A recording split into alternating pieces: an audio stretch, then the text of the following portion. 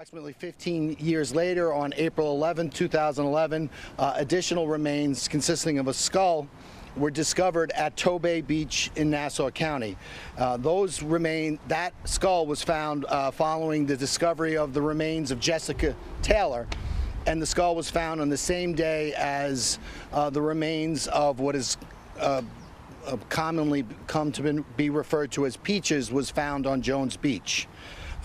Thereafter, in July of 2011, the Suffolk County Crime Lab linked the two sets of remains via DNA analysis. And by that I mean the legs that were found in the vicinity of Davis Park were compared with the remains found at Gilgo Beach, and it was determined that it was the same person. Since 2011, that victim was known by various names, including Fire Island Jane Doe.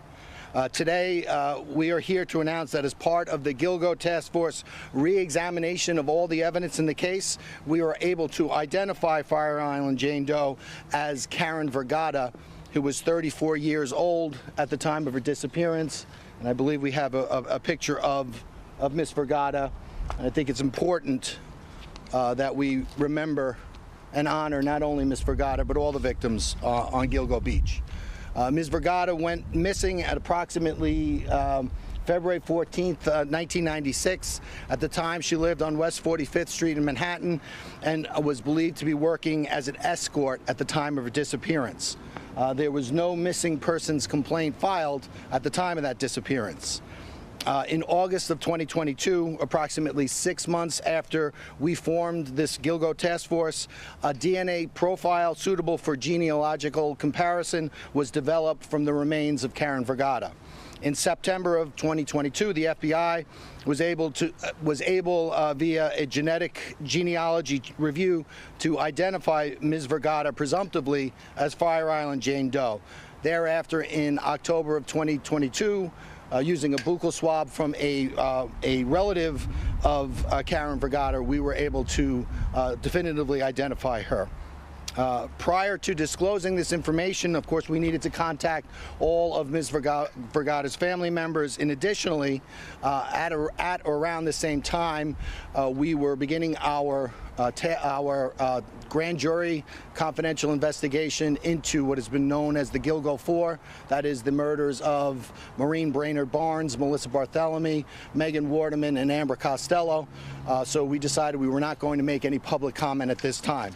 However, since that, the results of that investigation have become public, and we have made the necessary notifications to Ms. Vergata's family, we can make this important announcement now. I just want to thank, in particular, Special Agent Lori Giordano from the FBI in her work with the familial DNA. She worked in conjunction with our Suffolk County Crime Lab, Don Dollar of the Suffolk County Crime Lab, his team, in coordination with the Suffolk County Police Department's Homicide Unit. So I want to thank them in particular for all of their work. Of course, I want to thank our task force members, Suffolk County Sheriff Errol Toulon, ASAC Spencer Horn from the FBI.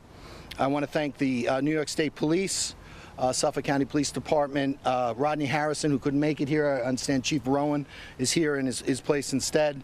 But I want to thank them for not only their work on this case, but for all their work in the task force going forward.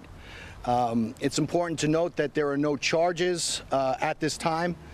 Ms. Vergata's disappearance was in 1996, which is 27 years ago. We are going to continue to work this particular case as we did the Gilgo 4 investigation. We're going to have no comment on what, if any, suspects we developed at this time. This is a confidential investigation, so I'm not going to be taking any questions, but our investigation is continuing, and thank you all very much. No questions. If you want to talk about something regarding the Gilgo 4, I'm happy to talk offline to you. But today, this press conference is about Ms. Vergata. and you know, that we've been able to identify her, and that we're continuing our investigation not only with regard to the Gilgo 4, but all of the victims on Gilgo. So thank you all very much.